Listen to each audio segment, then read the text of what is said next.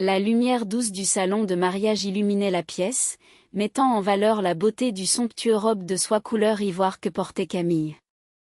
La robe, délicatement brodée à la main, flottait autour d'elle comme un nuage, tandis qu'elle se tenait sur le podium, un sourire radieux illuminant son visage. Dans ces instants magiques, il n'y avait ni affaire de son père, ni transaction complexe. Il n'y avait qu'elle et son amour passionné pour Lucas, son beau romantique. « Regarde comme c'est magnifique, papa !» s'exclama Camille, ne pouvant contenir son enthousiasme. Son père, un homme d'affaires influent, Jean-Pierre Moreau, la regardait avec des yeux brillants de fierté. « Tu es tout simplement éblouissante, ma chérie », répondit-il, sa voix tremblant légèrement, trahissant une émotion profonde. Jean-Pierre, connu pour sa rigueur dans le monde des affaires, semblait à cet instant un simple père, ému par la beauté de sa fille. Camille ressentit une vague de chaleur et d'amour l'envahir. « Alors, ça te plaît vraiment, n'est-ce pas, papa ?» demanda-t-elle, bien que la réponse fût évidente dans le regard admiratif de son père. « Oui, ma fille, c'est parfait. Maintenant, faisons le paiement, ordonna-t-il à la conseillère qui s'était approchée. La conseillère, avec un sourire professionnel, les conduisit vers la caisse. En signant le chèque, Jean-Pierre ajouta : « Demain est un jour très important. Je vois que tu brilles, et c'est merveilleux. » Il remit le chèque à la caissière, mais son ton devint soudain plus sérieux. « N'oublie jamais, ma chérie, que là où il y a beaucoup d'argent, il y a souvent de la tromperie. Une belle apparence peut cacher un cœur pourri. Ne laisse pas tes émotions te rendre aveugle. » Ces mots résonnèrent comme un conseil sincère, mais Camille ressentit une légère inquiétude. Elle chassa rapidement cette pensée et se dirigea vers la cabine d'essayage avec la conseillère. « Je comprends, papa, mais c'est Lucas, » répondit-elle en se changeant. « Ne t'inquiète pas, je suis en sécurité avec lui, » ajouta-t-elle, essayant de rassurer son père. Lorsque Camille sortit de la cabine, Jean-Pierre l'observa attentivement avant de prendre la robe soigneusement emballée. « Je rentre à la maison. »« Tu viens avec moi ?» demanda-t-il. Camille, se mettant sur la pointe des pieds, l'embrassa tendrement sur la joue. « Non, papa, j'ai rendez-vous avec Lucas. Je ne serai pas longue. » En sortant, elle remarqua que son père fronçait légèrement les sourcils en s'installant dans sa voiture, parlant à son chauffeur. « Encore une affaire importante, » pensa-t-elle. Mais Camille avait ses propres projets. Elle brûlait d'impatience à l'idée de retrouver Lucas. L'excitation la remplissait d'une légèreté retrouvée. Elle se dirigea vers son SUV blanc, son véhicule préféré. En s'approchant, elle remarqua un petit morceau de papier coincé sous l'essuie-glace. Intriguée, elle le tira, se demandant ce que cela pouvait être. Sa première pensée fut une éventuelle contravention. Demande à ton Casanova combien d'autres fiancés il a dans son carnet, lut-elle, et les mots explosèrent dans son esprit. Elle se retourna rapidement, scrutant les environs. Personne à l'horizon. Un choc désagréable l'envahit, la plongeant dans un état de stupeur. Puis, une colère juste l'envahit. C'était la malice d'une jalouse, sans doute une ancienne petite amie de Lucas, qui cherchait à ternir son bonheur. Cela ne se passerait pas ainsi. Que tous ces envieux se rendent compte de la beauté de leur amour. Ils formaient un couple magnifique et romantique. Et demain, au demain, ils allaient se marier. Avec ces pensées en tête, Camille démarra le moteur puissant de son SUV et prit la direction du Penthouse de Lucas. Elle avait besoin de voir son sourire pour chasser cette idée stupide de son esprit. 30 minutes plus tard, elle arriva sur la terrasse du Penthouse de Lucas, offrant une vue imprenable sur la ville. Son fiancé, élégant et sûr de lui racontait quelque chose avec enthousiasme. Marina sirotait son cocktail, une olive piquée au bout de sa paille, tout en écoutant distraitement son fiancé, Lucas. Les mots de la note anonyme qu'elle avait trouvée plus tôt dans la journée tourbillonnaient dans son esprit. « Tu as l'air un peu distante, ma chérie, lui avait-il dit, l'attirant de ses pensées. Elle se contenta de sourire, une douce tendresse dans sa voix. Lucas posa son verre sur le plateau, et lorsqu'une serveuse s'approcha pour le prendre, il effleura sa main d'un geste léger, presque imperceptible. « Merci, ma belle », murmura-t-il d'une voix plus basse, et la jeune femme s'enfuit, les joues rouges, presque en courant vers la cuisine.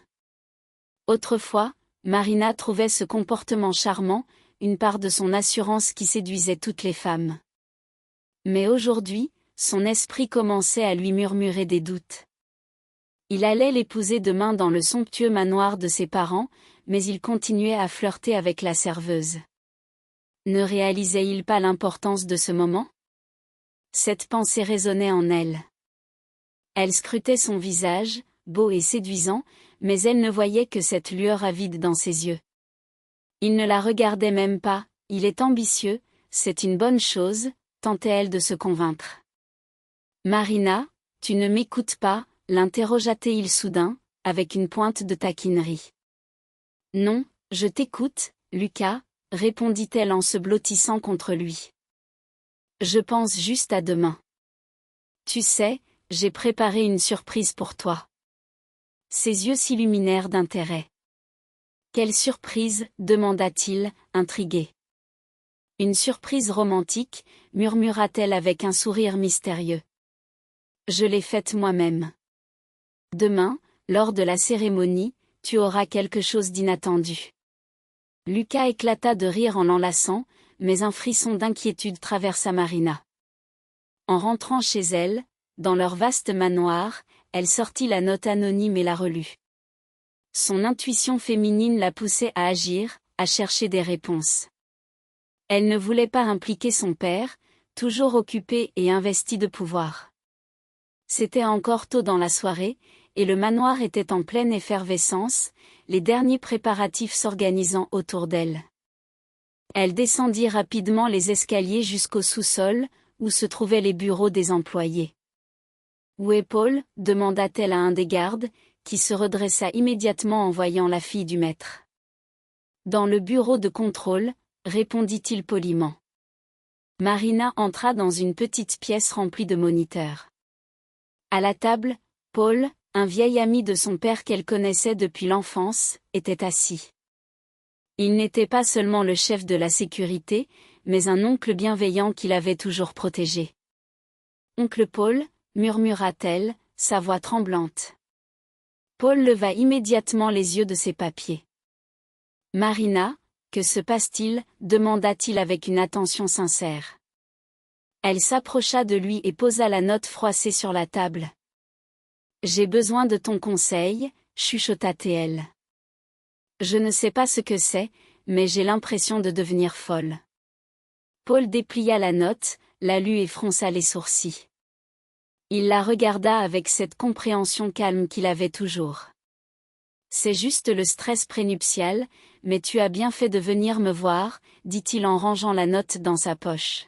« Ne t'inquiète pas, je vais tout vérifier. » Marina se sentit soulagée en souriant à son oncle, avant de quitter la pièce.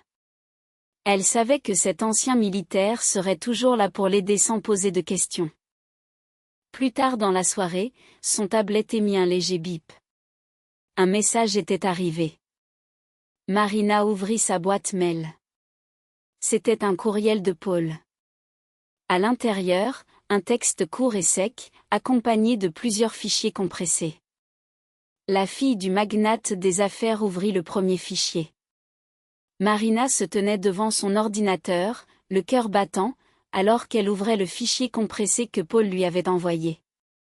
À l'intérieur, des images de son fiancé, Théo, entouré de jeunes femmes, lui firent tourner la tête.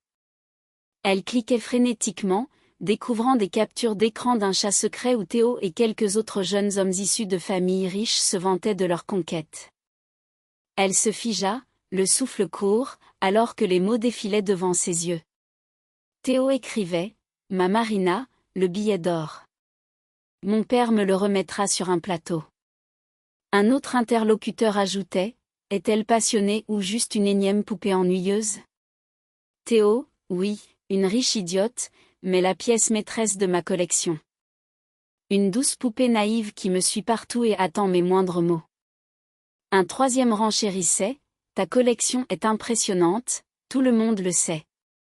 Tu continues à l'enrichir, n'est-ce pas?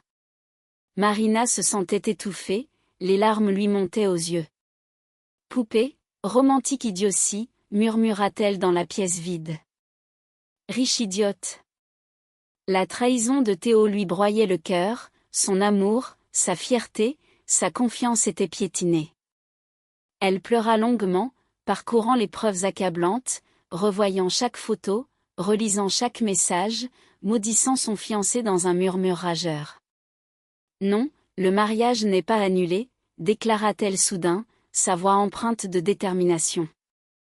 Tu recevras ton prix, Théo, mais pourrais-tu le porter? Elle saisit son ordinateur portable et ouvrit un logiciel de montage vidéo. Un seul plan s'imposait à elle, le moyen de retrouver sa dignité. L'acceptation de sa douleur se transforma en une décision froide et inébranlable, son cadeau romantique se transformerait en une arme. Marina s'assit à son bureau, la lumière de l'écran illuminant son visage blême. Le projet vidéo qu'elle avait initialement prévu fut effacé d'un geste impitoyable.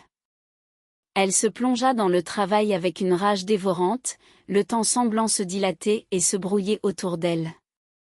Elle alternait entre larmes de honte et éclats de rire hystérique, se moquant de son propre chagrin.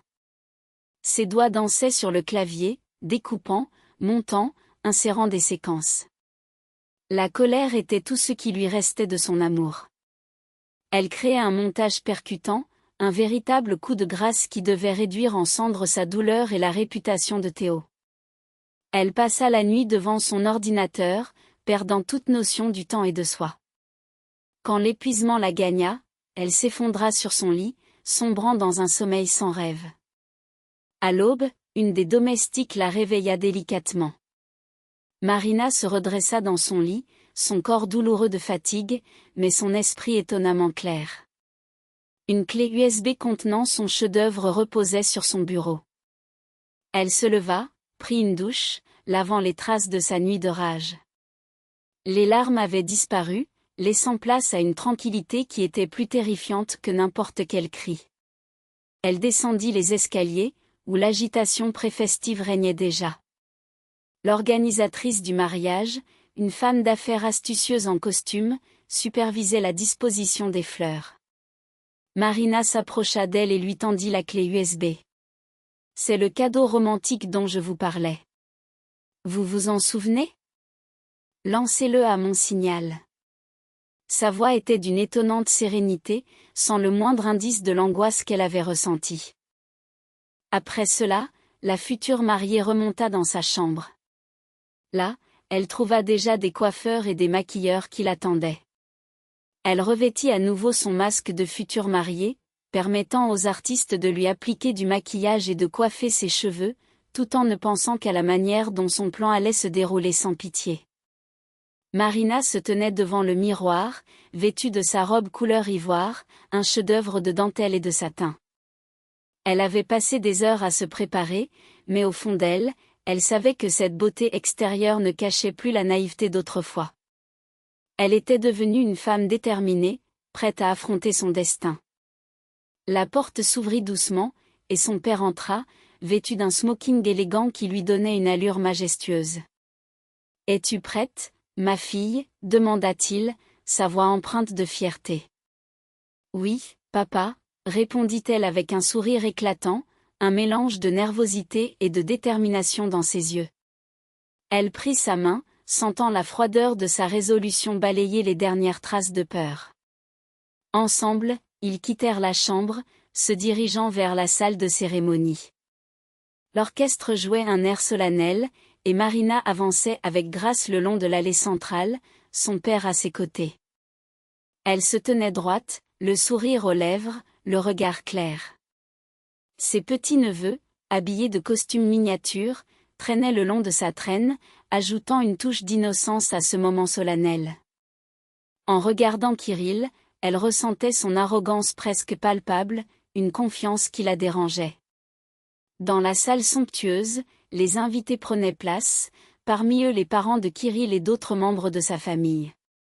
Victor, le père de Kirill, lui prit la main et la confia à son fils. « Ne fais pas de mal à ma fille, murmura-t-il d'une voix grave. « Bien sûr, père, répondit Kirill avec un sourire qui ne pouvait tromper personne. Le maître de cérémonie commença son discours sur l'amour, mais Marina n'écoutait pas. Son regard était fixé sur Kirill, observant les muscles de ses joues se contracter alors qu'il souriait avec désinvolture aux mots du présentateur. Il ne la regardait même pas. Le moment décisif approchait. « Kirill, es-tu prêt à jurer fidélité et amour à Marina ?» demanda le maître de cérémonie. « Oui, » répondit Kirill sans hésitation. « Et toi, Marina, es-tu prête à faire de même ?» Avant de répondre, elle leva la main vers le maître de cérémonie, prenant le micro avec assurance. « J'aimerais d'abord évoquer notre histoire, Kirill, » déclara-t-elle, se tournant vers lui, ses yeux brillants de détermination. Elle hocha la tête vers l'organisatrice du mariage, qui attendait son signal. « Voici le cadeau que je t'avais promis, Kirill. » Une révélation, annonça-t-elle dans le micro, sa voix résonnant dans la salle. Les invités, pris de court, se figèrent, perplexes face à cette interruption inattendue.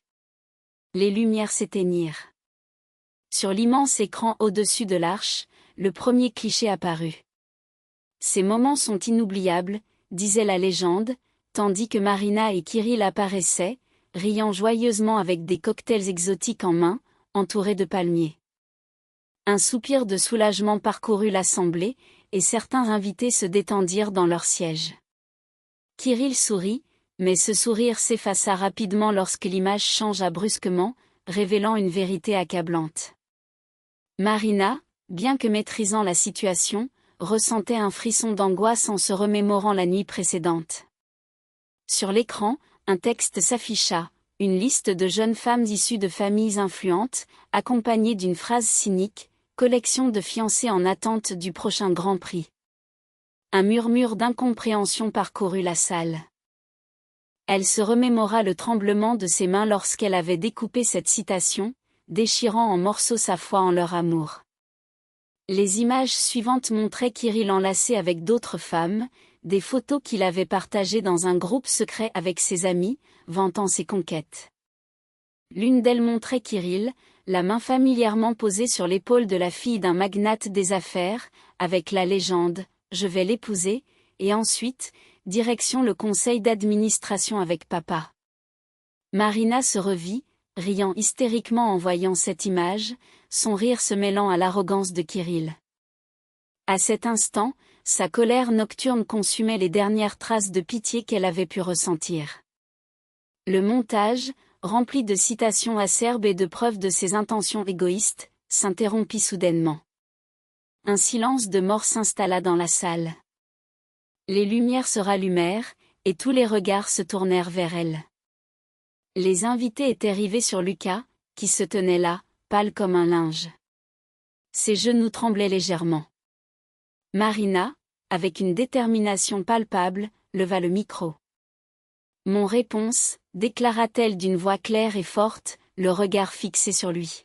« Non. » Elle se tourna vers les invités. « Je refuse d'être un objet. Ma dignité n'est pas à vendre. La cérémonie est annulée. » Un silence pesant s'installa dans la salle. Les applaudissements résonnèrent alors, puissants et rythmés. Viktor Ushakov, magnate et propriétaire d'une empire d'affaires, se leva de son siège. Son visage était grave, mais une lueur de fierté brillait dans ses yeux. Il applaudissait sa fille. Les convives étaient sous le choc, témoins d'un déballage public qui révélait le véritable caractère de Lucas. Des murmures parcouraient la salle, certains invités échangèrent des regards d'incompréhension, tandis que d'autres, visiblement gênés, cachaient leur visage entre leurs mains. Des parents réalisèrent soudain que leurs propres enfants auraient pu être les victimes de ce collectionneur sans scrupules. Victor, d'un geste autoritaire, désigna le responsable de la sécurité. « éloigné se scéléra. Les agents de sécurité saisirent Lucas par les bras et l'entraînèrent hors de la salle. Il ne résista pas, ses yeux s'écarquillant d'horreur. La mère de Lucas, le visage caché par ses mains, était accablée de honte. Son père, blême et voûté, s'approcha lentement de Victor. « Victor, dit-il d'une voix basse et tremblante, nous sommes désolés pour notre fils. Il ne mérite pas la main de votre fille. » Ils suivirent ensuite leur fils, la tête basse, tandis que d'autres invités, la mine déconfite, les suivaient en silence. Victor observa les convives encore abasourdis et déclara : « Aujourd'hui, ma fille a prouvé qu'elle n'est plus une enfant. Je pense qu'il est temps pour elle de plonger dans le monde impitoyable des affaires. » Il se tourna vers Marina. « Je suis fier de toi. » La salle éclata en applaudissements sincères, emplis de respect. « Pour célébrer l'âge adulte de ma fille, je vous invite tous à un buffet, » annonça-t-il. « Les tables sont prêtes, mesdames et messieurs. Célébrons le triomphe de la dignité. » Les invités, peu à peu, reprenant leurs esprits, se levèrent et se dirigèrent vers les tables chargées de mets variés. Les discussions sur l'incident devinrent rapidement le plat principal de la journée. Le soir venu, alors que les dernières voitures quittaient le manoir, 3 personnes se retrouvèrent dans le bureau de Victor. Lui-même, Marina, et le silencieux chef de la sécurité. Victor était assis à la tête de la table.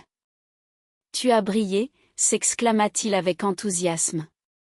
Marina, assise en face, souriait. « Papa, tu savais tout, n'est-ce pas ?» demanda-t-elle, plissant les yeux. Victor jeta un regard complice à Pavel, qui esquissa un sourire amusé. « Bien sûr, ma chérie. Je savais que ce type était un homme pourri.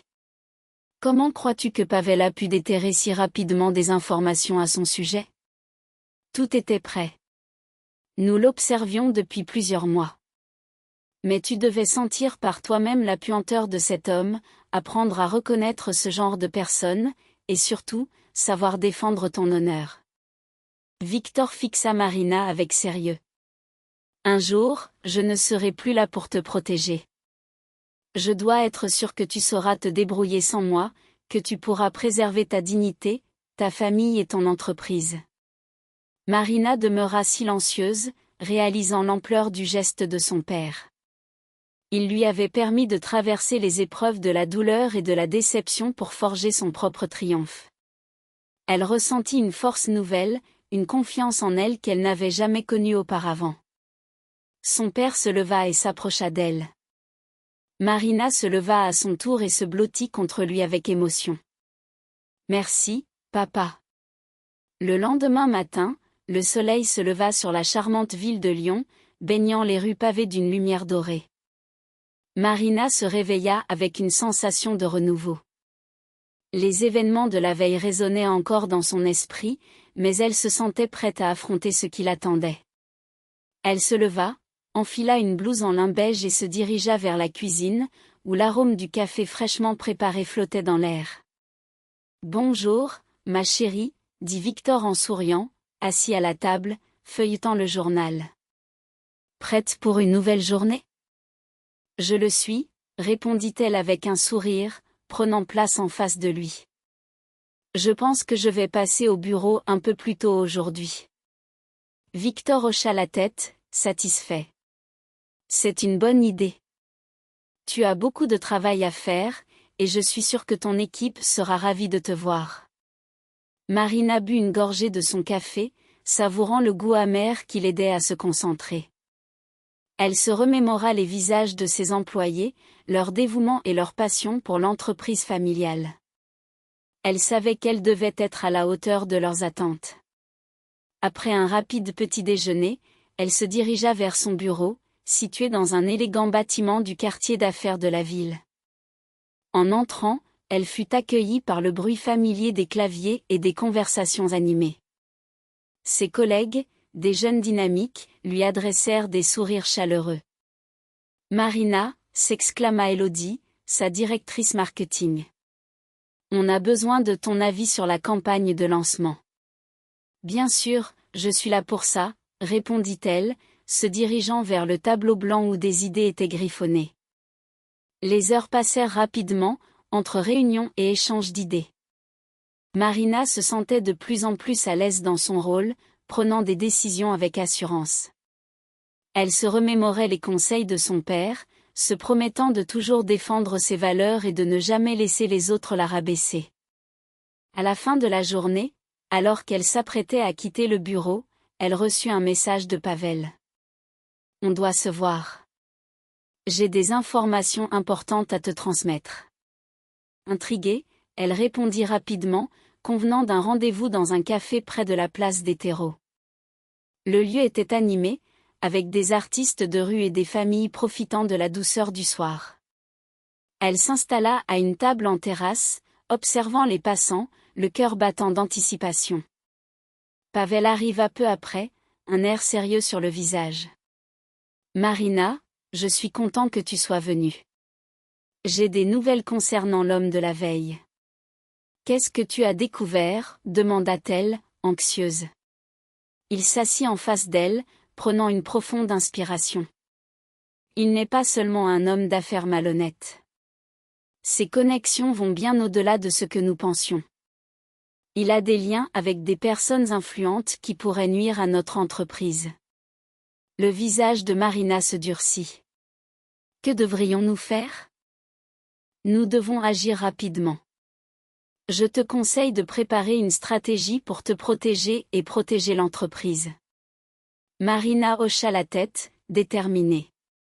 Je vais m'en occuper. Merci, Pavel.